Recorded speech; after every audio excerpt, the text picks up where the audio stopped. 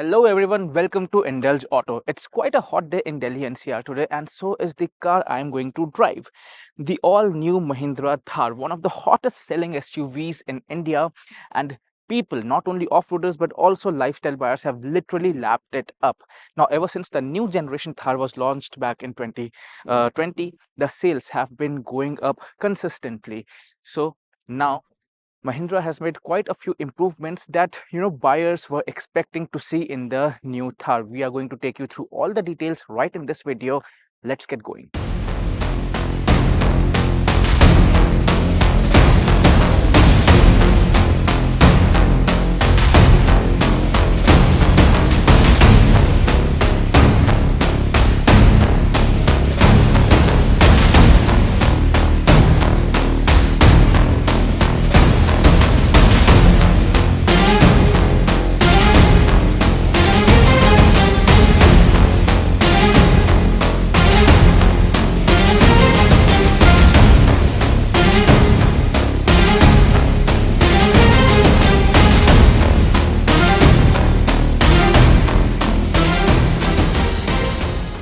Let's begin with the design first, and honestly it comes with a bit of a disappointment because not much has changed on the updated Thar.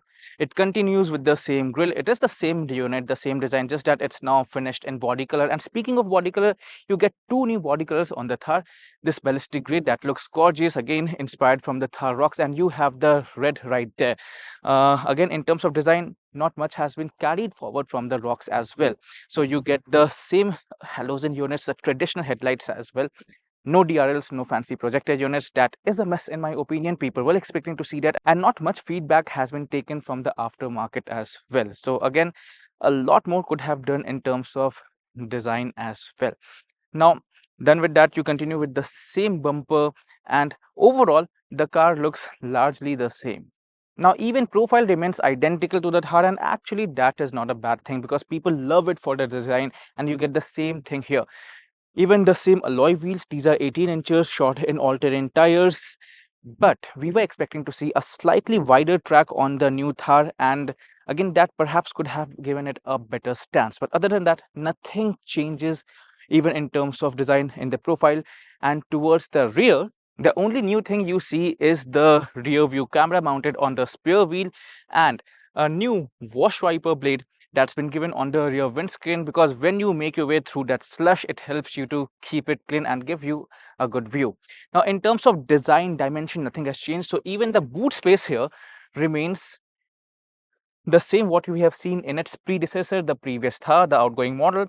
And now again, it is just good for a few duffel bags or maybe a cabin luggage, but other than that, with all the four seats up, this is not of much use. We were expecting that because we knew that in terms of design, not or in terms of dimension, not much was going to change. That said, you now get an proper opening from the inside, from the comfort of the driver's seat for the fuel lid. Previously, you would have to come up and use the key to open it. That hassle is now gone.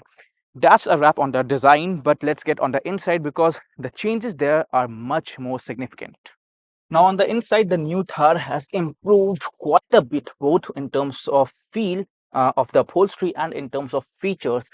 Beginning right with these new grab handles on both the sides. So Mahindra has taken proper feedback from the aftermarket in this department. And yes, the major development is this brand new 10.25-inch infotainment screen borrowed from the Thar rocks. Is the same unit, quite more intuitive, quite easy, and looks more premium because graphics, the UI interface is very sharp, very crisp, and very easy to read. You don't need to take your eyes off the road. You have got the new adventure statics as well. Lots of things to play with: compass, roll, altimeter, pitch, everything you have here on the screen which you need, the stats you need while you're off-roading. And yes, you also have this racing mode where you can record your lap time. So not to take to the track, but yeah, if you are going off-road, you can just play with, set your lap time, and again, a lot of fun stuff there. But the central console largely remains the same. You have got the same aircon vents, but a new improvement is that you now get the center armrest. Again, something that people were wanting in the new Thar, so you have got them here. And the power window switches have moved to the door now, so from central console to the door, much more convenient. And you do get these power adjustable ORVMs as well. So overall, nice cabin to be in. I'm happy that I see the analog dials here, not the full digital unit, but the MID again is very easy to read. So yeah, nice development here. Let's see how it feels on the rear. Now the rear seat in itself remains unchanged, so you get a limited under thigh support here, but for short commutes, it is still comfortable. And again, the recline function helps, but a big improvement is that now you get rear AC vents here. So yes, and you also have Type C charging ports along with this 12-volt socket. The only thing that I miss here are the armrest for rear passengers. Again, something which could have been easily added, so should have been done. And yes, you continue with these roof mounted speakers and tweeters. So powering the new Thar are the same engine options. You have the 2-liter turbo petrol engine, the 2-liter diesel engine, and with the rear wheel drive you get the 1.5-liter diesel engine option in the same configuration and tune. Done with that, let's get behind the wheel now. So yes, off-road is where the Thar really shines. 41.8-degree approach angle, 36-degree departure angle, 27-degree breakover angle, 650mm water wading capacity, all of that ample to take it, off the track anywhere. And on the road it feels just same as to the predecessor, because under the skin it is the same car. Engine has got enough mid-range, good meaty mid-range to make that highway overtaking easy, and it doesn't feel underpowered at all by any stretch of the imagination. That said, on the handling front it is not as comfortable as other compact SUVs in its segment, or even subcompact SUVs, just because it is a body on ladder frame, it is a proper off-roader. So yes, won't be as comfortable as the Creta or the Seltos or the Victoris, but if you want a balanced product that can go off-roading and do mile munching as well, this is the one to go for. Yes, when you're cornering the car there will be body rolls. The suspension is firm enough to sustain it a bit, at higher double digit speed, say up to 75 kilometers per hour. You can take a long bend, but other than that you will have to slow down.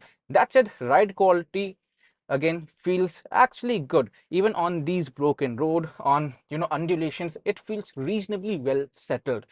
So yeah, not the best in terms of comfort, but as a balanced product.